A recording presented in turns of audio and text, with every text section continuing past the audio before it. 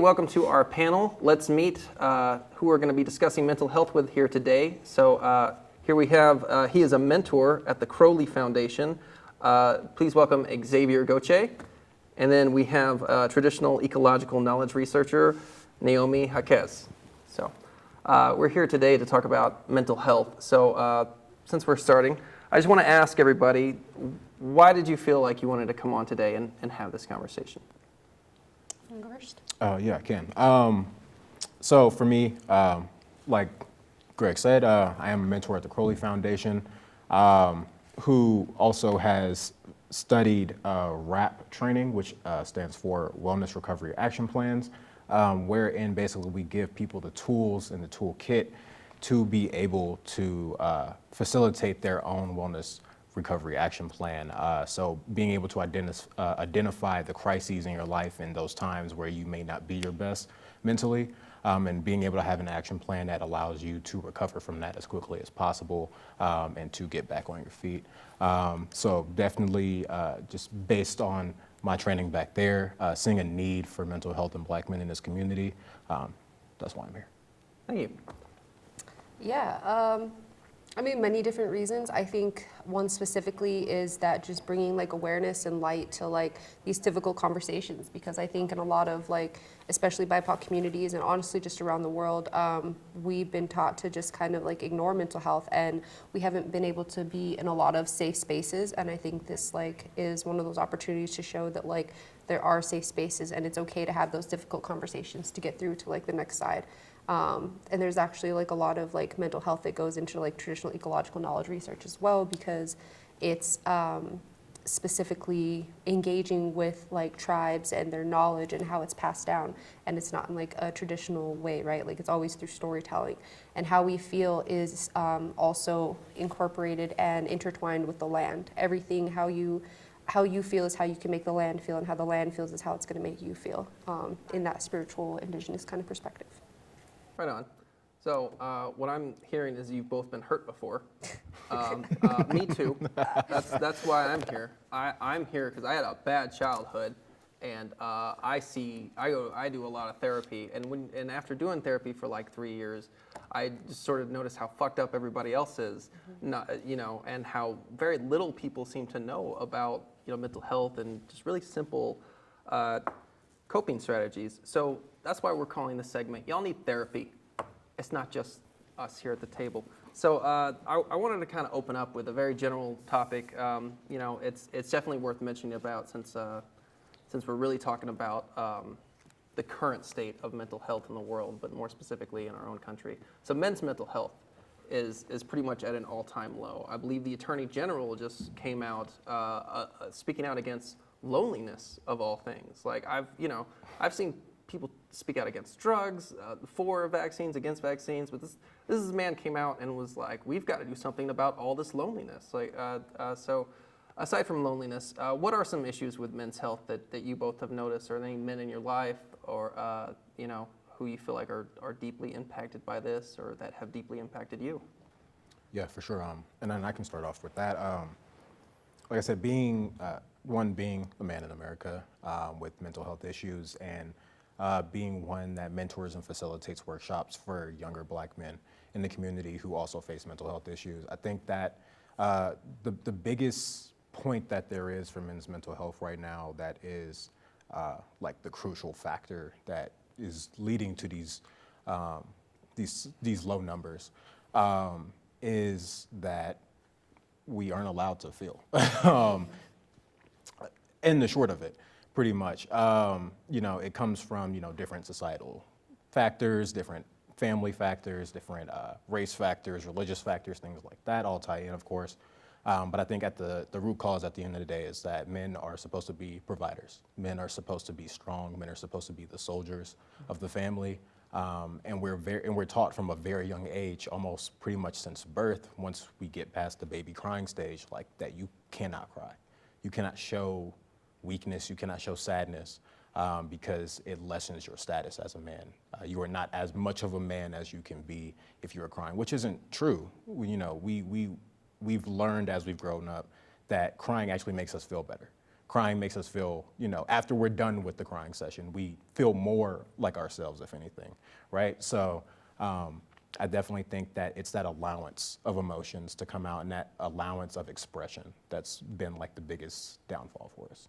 Right. So basically, traditional male roles have sort of reinforced a lack of mental health in men. Yeah. And so, it's a combination of us not feeling safe and also us being explicitly told, like, don't do this, don't cry, don't show emotions. Yeah, and I think it's also this idea of false manlyhood is what I call it. We think of manlyhood or manhood as this thing that's supposed to be, I'm the provider, I'm strong, I'm super macho, I got all the cars, I got all the money, I got all the women, whatever. And 9 times out of 10, 99% of the time, that's not going to be the case for most men.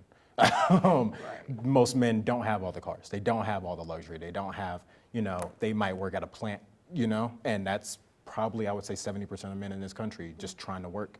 And that doesn't make you any less of a man, though. It does not make you any less of a man. And there are men out here going through some very, very tough things, very hard things, death, loss, divorces, having children when you don't want to have children. I mean, that can be a stressor. I mean, there's so many things going on in this world, and we're just told, you just have to keep your cool 100% of the time, and that can get exhausting. Oh yeah, 1000%. And I think that it also falls back on I hear from don't get me wrong, I'm gay, so I don't have to, no offense, y'all, but y'all, I'm not romantically involved, so I can't really speak on that. But coming from my straight friends, there was completely men suck, men this, men that, and I'm like, okay, but clearly you need therapy too. But the point is that they're not giving men enough credit. And yes, I do agree with women when it comes to the fact of yes, we know better. We're in a society where resources are now, yes, available. Maybe they're not advertised as readily and as they should be. And I can completely agree with that. But I think what it comes down to is that they're so upset with having to soft parent. I was but what do you expect? I was you sit here and talk about how you've been treated like a princess your whole life, so why should you be treated like anything differently? Well, what do you expect a man to act like when his whole life he's been taught to act like this big macho protector who can't show emotion? So you can't be there and expecting these expectations or standards of somebody when you're not willing to change those levels for yourself as well. And I think what it comes down to is that we have to continually, that's what a partner does, and it sucks to say that, but we are going to constantly in some way soft parent our partner, because we didn't get that as children, either gender, honestly, but men especially, and women at a certain age, yes, we did get to the point to where especially with the elder women in our family, me specifically, we can't cry when mom cries, when grandma cries, don't do that, you could get beat up or something like that. So it happens on both sides, but specifically men, you're taught to sit there and hold it together for the women who can't cry even in your adulthood. And it's well, what about those women in adulthood? Why aren't they holding you? Why aren't they giving you a safe space to be able to do that? And then when they do, they use it against you in arguments and stuff, being why are you such a baby? I need a man. And it's okay, but you don't understand that you create a space where he can then repress, and that repression builds, and it's just a ticking bomb. And then you're upset when all of a sudden he's an angry man who's raging, and it's don't get me wrong, I'm not at all advocating for domestic violence or just showing any sort of physical violence or even emotional violence, right? That's not okay. But that means that if you're going to allow that to happen, then you better understand how to de-escalate a situation and provide those resources for him, because he's not going to feel safe going to a therapist, or not going to believe in that because they've been taught their entire lives that that's not okay to go do. That's not a safe space. That's somewhere where they can keep track of your supposable mental stability, and that's not okay. That's something that they're taught to just keep to themselves. So it's we need to, I think for men in general, is just really advocate that it's okay to go to therapy, and that it's not it's the end of the world, or that it makes you less of a man or anything. You deserve to have the help that you need to be able to process your emotions in each situation, so you can be the best version of yourself that you want to be. So yeah, I feel for men out there. It's not easy for you guys. You're supposed to, like you said, be the protectors and providers. And to your point, if I can make a point, you spoke on how, wow, I had a thought and it was gone. Never Does mind. it have to do with the soft parenting thing? Yes. Okay. Gotcha. Yeah. I got Thank you. I thought you might. To a degree, nice. yeah. Very nice. Yeah. Got you.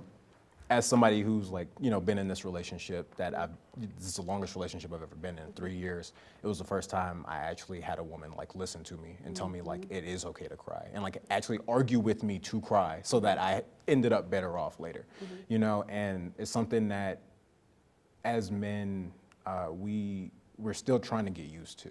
I feel like, especially when you did grow up in a family that was like, you can't cry, you can't show emotion because you're still so stuck in those ways.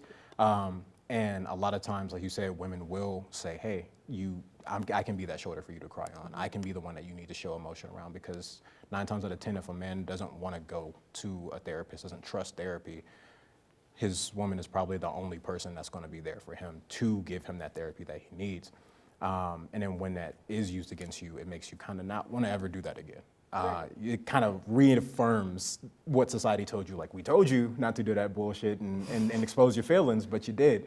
So I definitely think that it does, to a testament of what you said, like it does take, like, and I would say that's a strong-willed woman to have to sit by a man and have to deal with all of his trauma on top of the trauma that women have to go through every single day.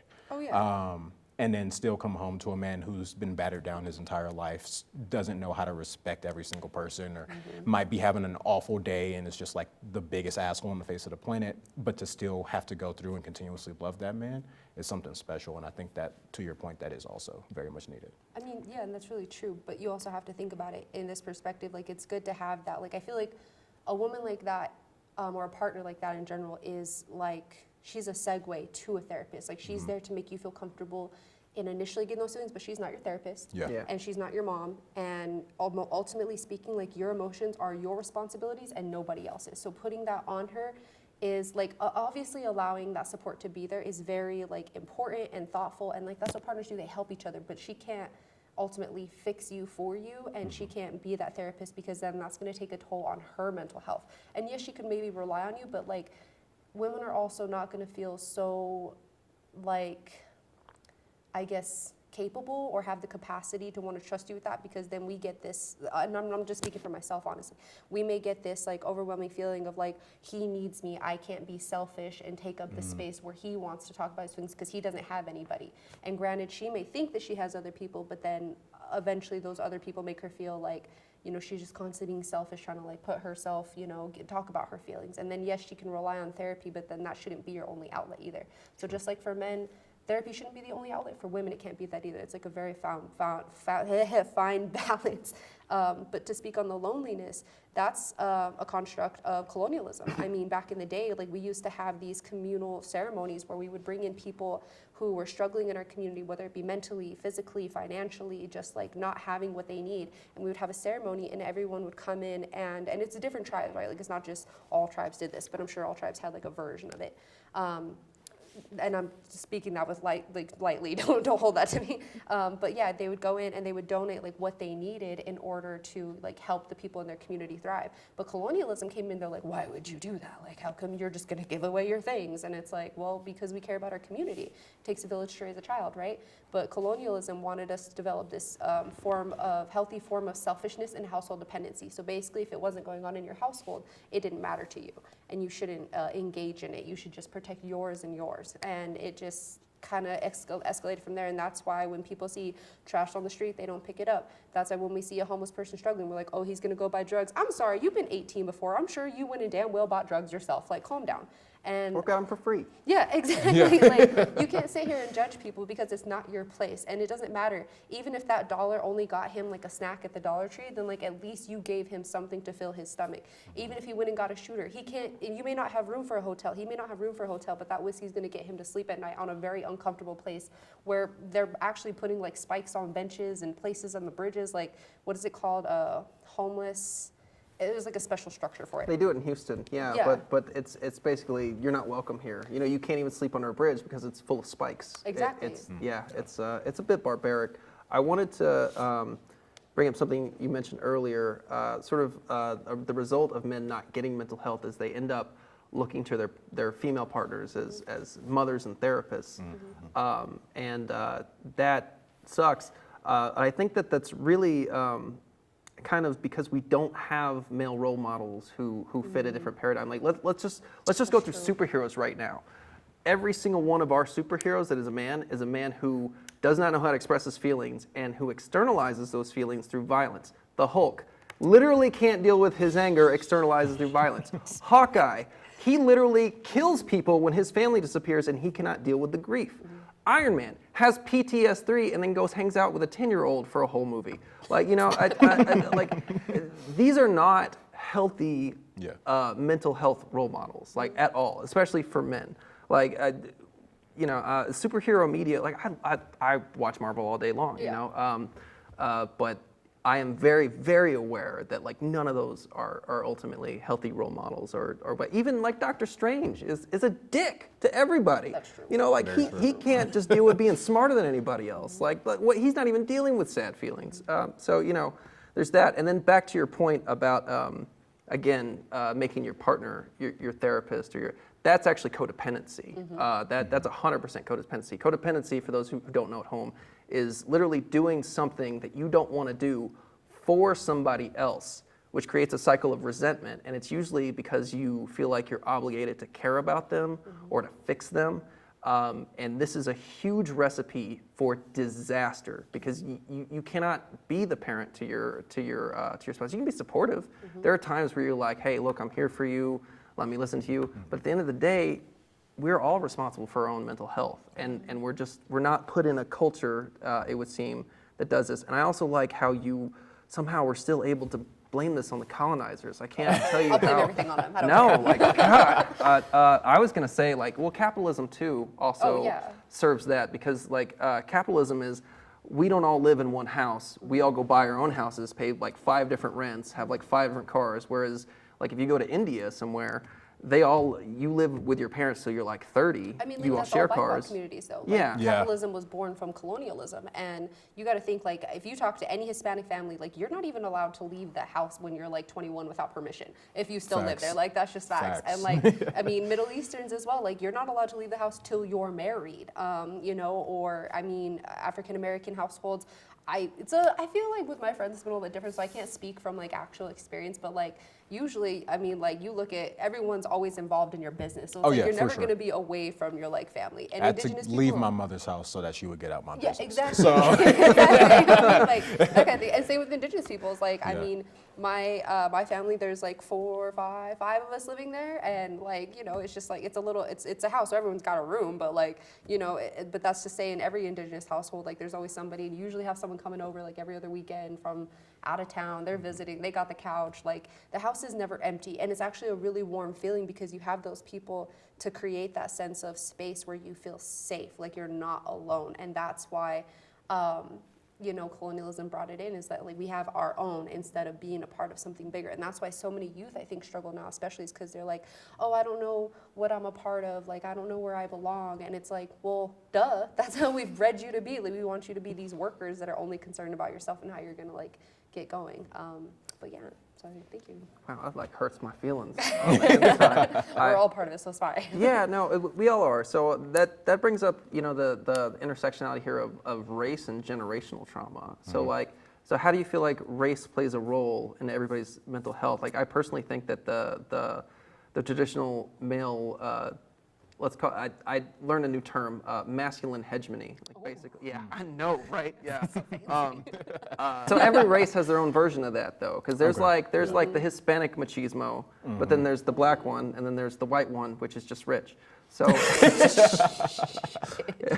monetary hegemony. It's called a hedge fund. That's what you. Yeah. Raised you. Sorry. I'm dead. We love the whites. I don't know. I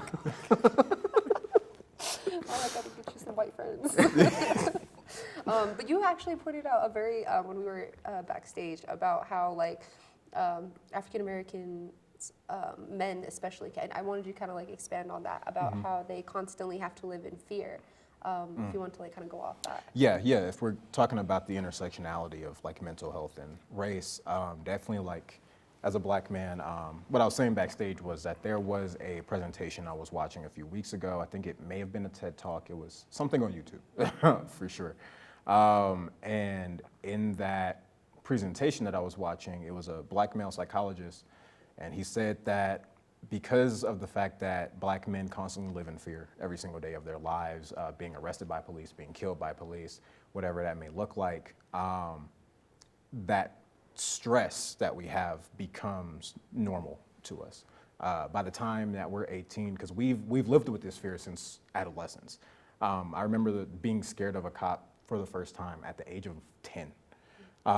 Playing with BB guns outside of my cousin's house. You know what I mean? Like very innocent, very just like whatever, like just kids playing with toy guns kind of thing. But still remembering feeling fear in my heart when a cop drove past. And that's carried on with me. I'm about to be 24. That's 14 years of trauma of feeling fear for police in my life.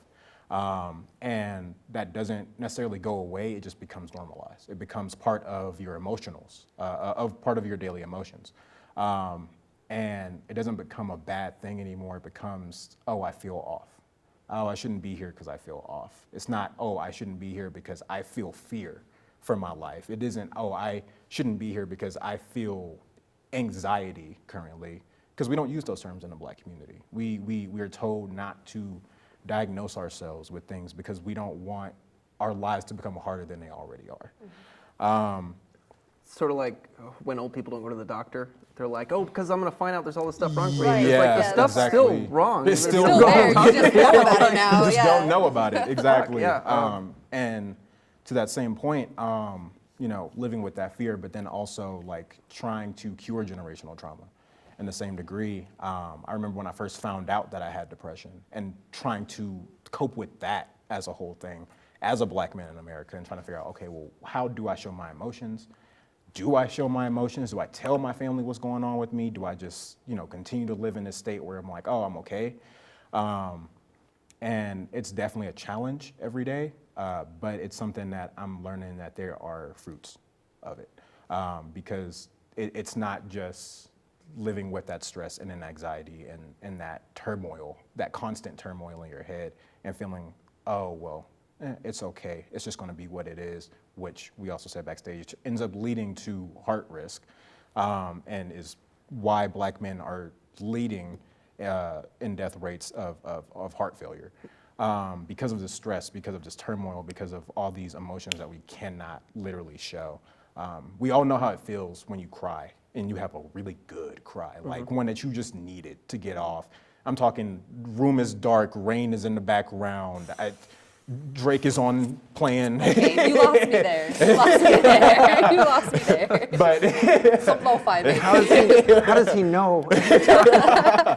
but when you have such a good cry, you feel how healthy it is. It's the endorphins. It's like you have those endorphins exactly, being released, yeah. and you don't experience that as a Black man too often unless you're working out or playing a sport or playing an instrument or something like And that. that's how they taught you to release them, because that's the healthy way to do it, to hit somebody, to get aggressive, to be competitive, instead of to just sit down and chill and sit with your meditate. feelings. And yes. Yeah. And I mean, like the same concept with Indigenous peoples. Like first they isolated us, they put us on these reservations, and then they introduced us to like alcohol and drugs so we could cope with it, because how are we supposed to get out of it when everything around us is now basically suppressing us unless we have to join in and assimilate to the communities? They took our children from us. They weren't able to, you know, a lot of people still don't know about the boarding schools. And in Canada, like last November, I think it was like 10,000 and counting dug up bodies that were like anywhere from the ages of like 3, 4 to like 17, and you know, having to like give those back to the tribes and rebury them. And like these children went through like massive turmoil when it comes to like, you know, rape and molestation and abuse and obviously murder. Like They were tortured. Yeah, Yeah. exactly. Straight up, Tortured yeah. and like forced Just to to cut their hair. assimilate to American culture. Exactly. You can't cut. You have to cut your. And the weirdest thing, and it's because they understood how even our hair was sacred to us, because like if you think about it from a scientific perspective, like your hair has just like a bunch of nerve endings, so you sense the different things. That's why we don't like people to touch our hair, because we don't know what kind of energy you're holding that can then influence us, and like it'll make us feel anxious or something of that sort, you know what I mean? But anyway, back to like mental health on that. The generational trauma that comes with that is that you know, the alcoholism like just goes up because we don't know how to cope. We don't know how to deal with things. We don't know how to reach out to our families and be a part of the community anymore, because we're like, oh, we don't want to mess with that anymore, or that's not my problem. And it's like you lose that sense of community, so then you just feel like your life is worthless. You develop that imposter syndrome, you develop depression, anxiety, you develop just so many different things that cause you to not be able to understand who you are anymore. And that's exactly what colonialism wanted. They don't want us to understand, in general, people, they don't want us to understand who we are, because once we understand that, we understand the power that we hold. We will no longer be able to like suppress ourselves and have that sense of self-doubt. We'll be able to succeed so much further than this like typical 9-to-5 job, or being content with having our 2 weeks off of vacation every year. Like they will, it's a suppress and assimilation tactic that the government has placed on us, I do believe, since colonialism has happened. And BIPOC communities have known how to reverse that for years, but none of us want to listen to our elders and go through the processes and ceremonies to reverse that as a mass. And it would take an entire cultural shift to change that. But nobody's ready for that conversation, so it's fine. Well, we need therapy. Right, yeah. Let's start there, we need therapy. Well, I kind of want to bring this up because when you said it was the first time I've ever heard this narrative before, because I've always heard the narrative that when the Europeans came, the indigenous communities, they took on alcohol, and a lot of them became alcoholics.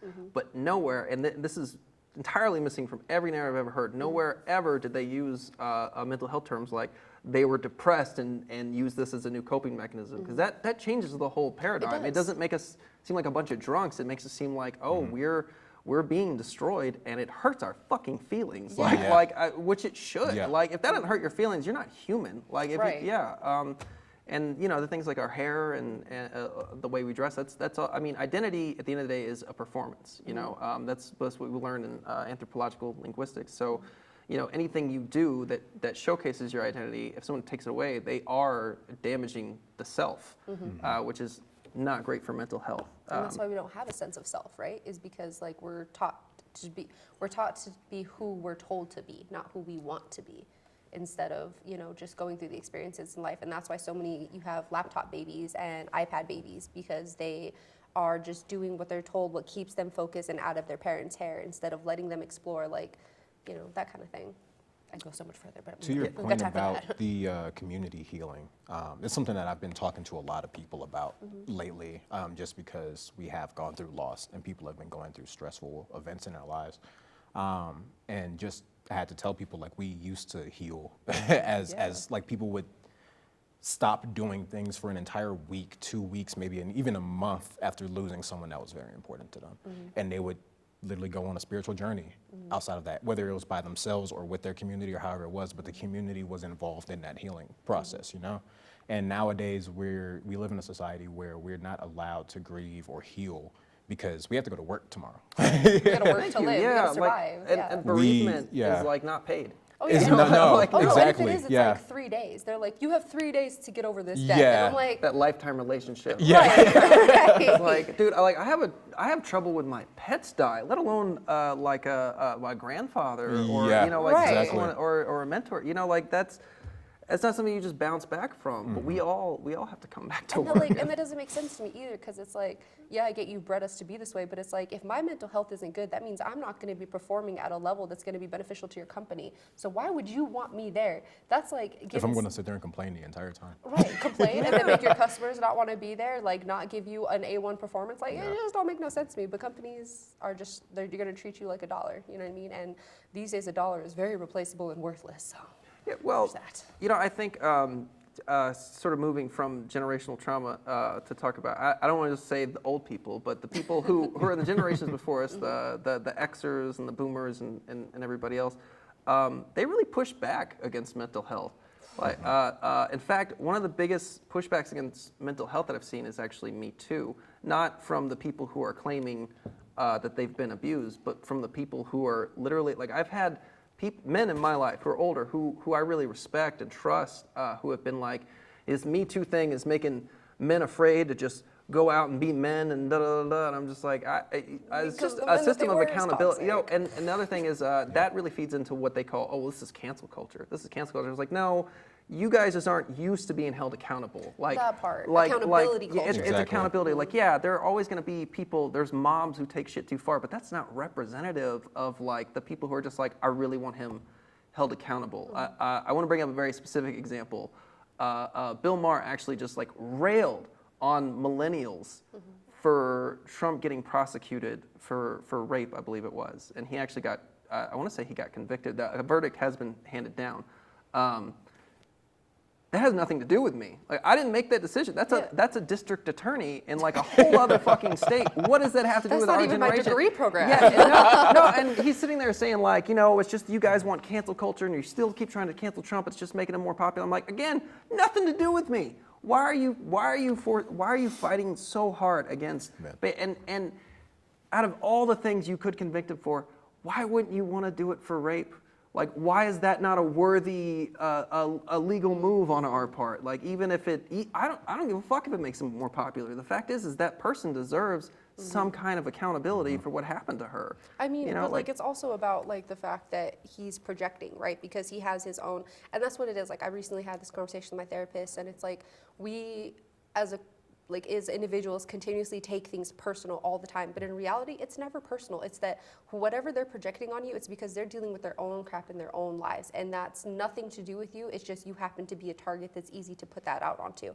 And it's really hard to just accept and like brush it off like it's not. But ultimately, like it gets easier because you realize that this person just doesn't have the capacity to be able to see your point of view and have a distinct adult intellectual logical conversation about it. And it not even just all logical, like there can be emotions involved, but it's like if you don't know how to manage your emotions throughout a conversation, you're not going to be able to articulate what you're feeling on a regular basis in a form that like the other person's going to understand without trying to, and it's not about offending them, because if someone gets offended, you can't control that. Like that's your own deal. But like being able to do it in a respectful manner, just like you can tell the truth without being an asshole.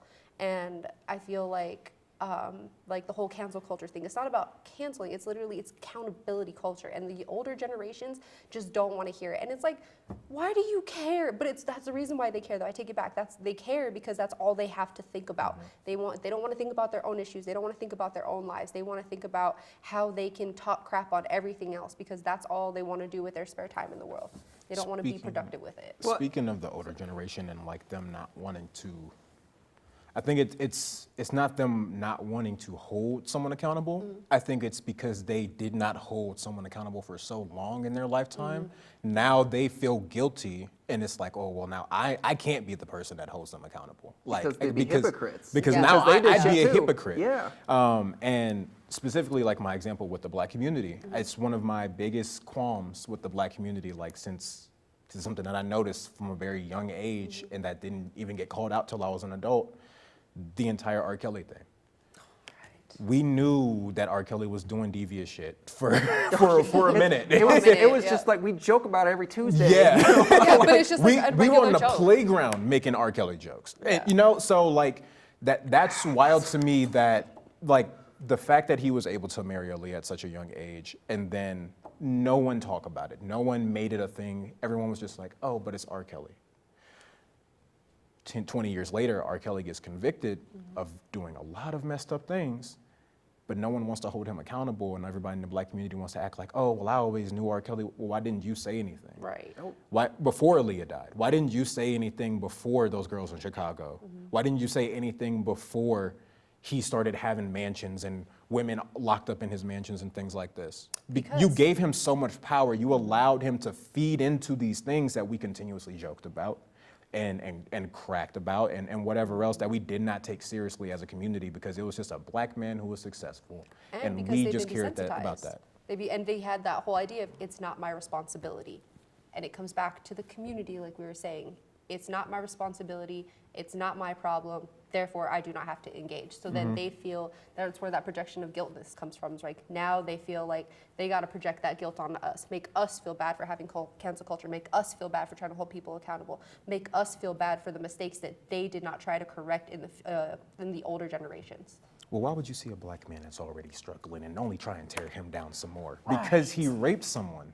Right. That's a really good reason to tear someone's career down. I'm just saying. So I definitely think that the older generation, there are some great parents. Like some of us have amazing parents out here, and some of them just like get it. They understand. And they always understood. Yeah. But I think it's definitely the older generation. And going back to mental health, it's the same reason why the older generation doesn't necessarily care about mental health. It's too late for them. they already believe what they Right. believe. Is it really too late for them, It's never too late, It's for never one. too late, yeah, that's true. But they I have to think choose that that. in their own mindset, it's too late for them. They can't learn anything else. It's teaching an old dog new tricks kind of thing. Right, I can't like be taking like a herd of horses with me to the water every day just to drink. Like eventually they're gonna have to use those instincts to realize that the water's over there, it's been over there for a hot minute, and you need to get your four-legged ass over there and start drinking it. Like I can't be just doing that all the time, you know what I mean? Yeah. That's a really heavy weight for us to carry. And like, yes, it's about community and wanting to do that, but like we can do that without having to harm ourselves as well. Like there is a healthy sense of selfishness, I do believe, but it's only to the point to where you can re-fulfill yourself in order to fill somebody else's cup. Just like the, you know, the saying goes, like, how are you going to fill someone else's cup if you're empty? Like you got to be able to set those boundaries in order to be able to, like, to fulfill somebody else as well.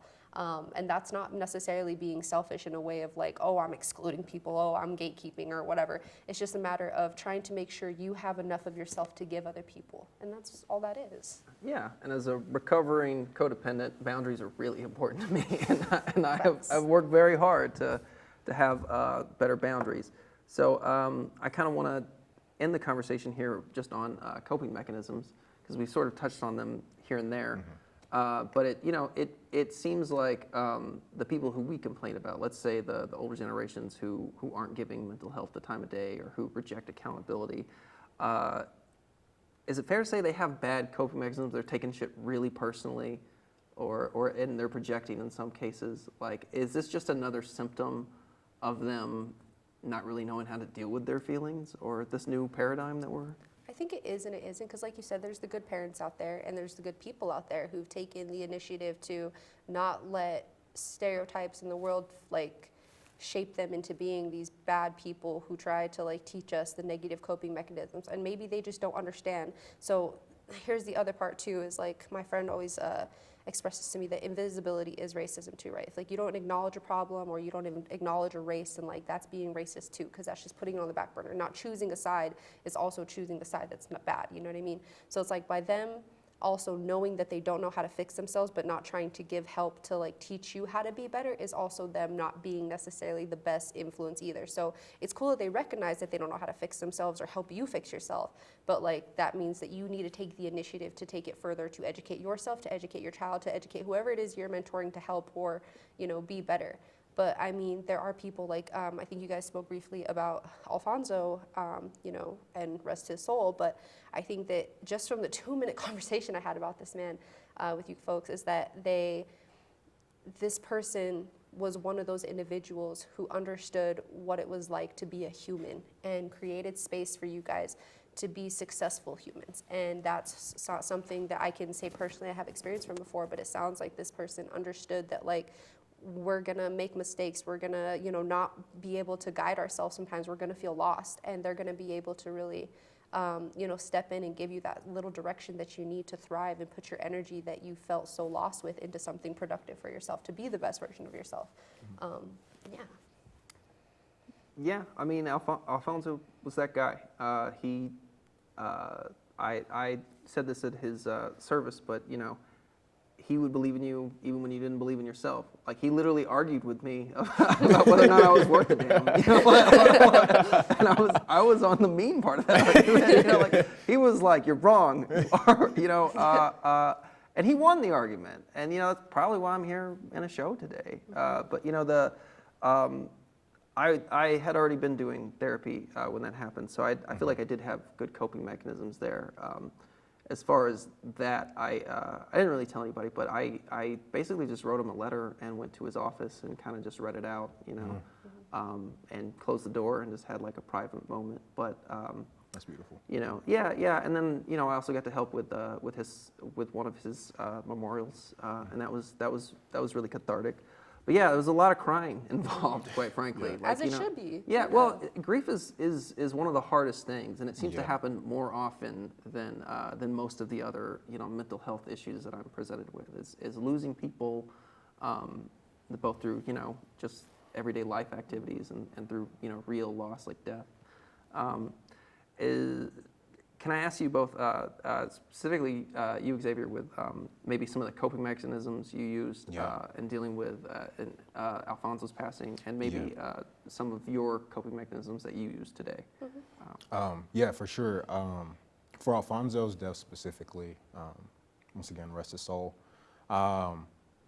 It was really about like memoriam for me. I'm somebody who like, one, I don't do funerals because one of my mentors said it best. He said, you have to learn whether or not you're a thermometer or a thermostat. And I had to realize that like I'm a thermometer. I absorb energy. I absorb everybody else's emotions. So like I can't be in funeral spaces because there's nothing but tears. There's nothing but sadness. I don't create room for myself to be able to think of the light that person was able to bring. I can only think of the sadness of the loss itself, right? So for me, one of those coping mechanisms was just not going to the service and being able to honor him like on a personal level that day, you know, being like, okay, like I'm going to take some time with myself. I'm going to meditate. I'm going to speak to Alfonso from my own personal, you know, body and personal spirit, and then just, you know, I will feel if he receives this message or not, kind of thing. So that was a big thing for me, and then also just producing content. So if you don't know, Alfonso Porter was, Dr. Alfonso Porter was the associate director for Met Media here at Metro, and I am also the general manager for Met Radio and Met Media. So his death was definitely a toll for us, for not just myself and not just people in leadership, but for everyone in the office.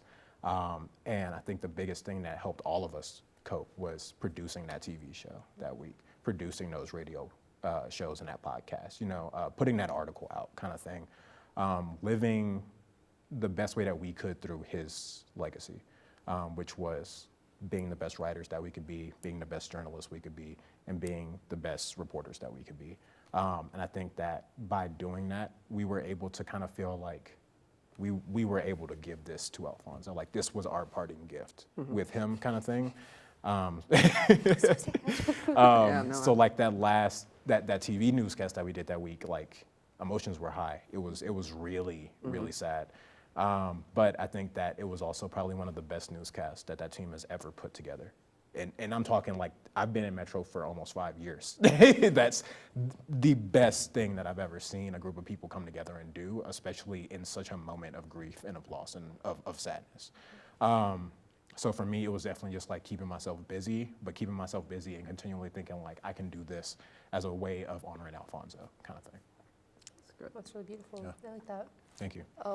Yeah, I can't speak on it because I didn't really know Alfonso, but coping mechanisms in general, I think that like something that people don't even realize is when they have anxiety and like what to do with it. Like they don't even know what they're feeling is anxiety. Like I remember I used to feel like I was having a stroke and I had to convince myself like, you were too young, you drink enough water and you get enough sleep. You are not having a stroke. But like I found this little chart and it's like your body, like you were saying backstage, it's like your body literally tells you how to handle your emotions and like what you're feeling. And something I spoke with my therapist about is like, I'd be bringing her into every conversation. She about to be famous, but like I use that excuse now and I'm like, you know how like when you were a kid, you'd say, oh, my mom said I can't go out. I'd be like, my therapist said I can't go out. So. Yeah. I follow an Instagram page called My Therapist Said. Exactly. But yeah. Shout out to Instagram. Yeah. Right, I'm saying. But yeah, she was telling me that like, you know, what I've learned in this process is basically that like it is so important to validate your emotions first and foremost and like find the piece of yourself that like those emotions are coming from, whether that be like your inner child, your inner teenager, and then your current adult self, right? But then also like those aspects of each one of those like pieces of you, right? And they exist, they're always alive, they're always there. But validate where those initial emotions are coming from. And then part of that is like, okay, cool, I validated them. Don't just put them on a back burner because it's gonna be like a pot of water, right? Like, yeah, it's gonna sit there on simmer for a while, but eventually that water is gonna condense and evaporate. And then you're just gonna start burning the pan.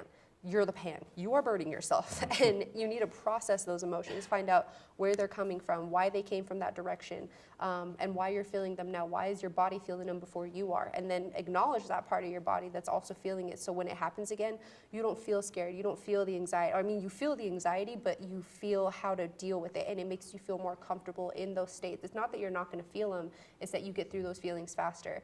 And that's a large part of like why people feel like they need to, like, yes, of course, be upset about death. That's 100% valid to feel, but also celebrate the life that they had. You know what I mean? Like, they did something so amazing for so many different people. And even if it was just like a small group of people, they still made an impact on somebody's life. And I think that we forget that in death, you need to celebrate as well. But that's like another construct that we've dealt with in our society. I'm sure that other tribes have not had the same thing. Like, I know that Arapahoes, and I'm pretty sure Dene as well, you can't go to powwows for a year after a death has happened, like in a death of somebody close to you. You cannot go to powwows, right? You can't go to ceremony. And that's because, like, it's not that you're secluding yourself, it's that you're taking that time to mourn. But it's not, that doesn't mean that you aren't getting the community support that you need. It just means that it's coming to you from a different perspective. And yeah, I think that, like, it's really cool that, like, we're now coming into an age where we're starting to learn to listen to ourselves and our bodies instead of just going to the doctor and being like, I have anxiety, and they provide you with some hydroxyzine or something like that. And I'm like, I don't need this medication. I need to be okay in myself. And yes, I believe that medications can help people 100%, but that's like a last minute resort or last option resort kind of thing. Like, I strongly believe that we are capable of healing ourselves, and it's been westernized medicine that has taught us that we don't know how to do that, they've convinced us that we need to be able to take these medicines to consistently make us feel better. It's like, well, have you gone to therapy? Are you constantly going to therapy? And I'm not saying that, like, some people aren't doing these things and still need the medication. That may be very well true, but it's like, have you tried the alternative holistic approaches to things? Because we healed our people with the land, because if you take care of the land, it's going to take care of you. If you heal the land, it's going to heal you. And that's just how that works, period. No one can convince me differently, you know what I mean? That's just part of my culture, and I'm not trying to knock anybody else's, but I've seen the results, I've seen the progress, and not just like my Indigenous culture specifically, but Indigenous cultures worldwide have believed in this and have proven time and time again why it is correct and why, or not correct, but why it is effective, and supported to be able to handle mental health and healing processes in general like that, with community, holistic medicine, and just getting to know yourself and listening to yourself instinctively. So, yeah. Right on. So I appreciate that. I'm just going to end saying my first coping mechanisms were TV and being funny. So I would zone out, is what my stepdad said. He goes, you just zone out. I'm like, what are you talking about? He goes, like, I left like 8 hours ago. You haven't moved. And then also being like a class clown person. But to be fair, neither one of those were me dealing with my feelings. Those are what I would call bad coping mechanisms. And you see a lot of comedians do that now. They're really just kind of dealing with their feelings and their bad thoughts. I'm just like, but the ones I have now are, are much like you both said. I've really worked on trying to develop a community. Like you talked about being with the Met community during Alfonso, and then you talked about more of the holistic communities, the Indigenous communities, the healing ceremonies, and for me, it's making shows. And that's why you're here today. Yeah, that's why I'm here today. But yeah, so like you said, I mean, I think it really is about we just listen to our bodies more. We are not convinced that avoidance is a good strategy, and we have found things that really work, that help deal with intersections of generational trauma, of race, of childhood trauma, of things we don't like about religion that we didn't get around to talking about today. Next episode. Yeah, we'll just... That's a whole episode itself. Yeah, that's a whole episode. But, so I just want to thank you both for being here. Thank you, Naomi. Thank you, Xavier. Thank you. That's it for our show. So I just want to thank everybody for being here, and we'll see you next time.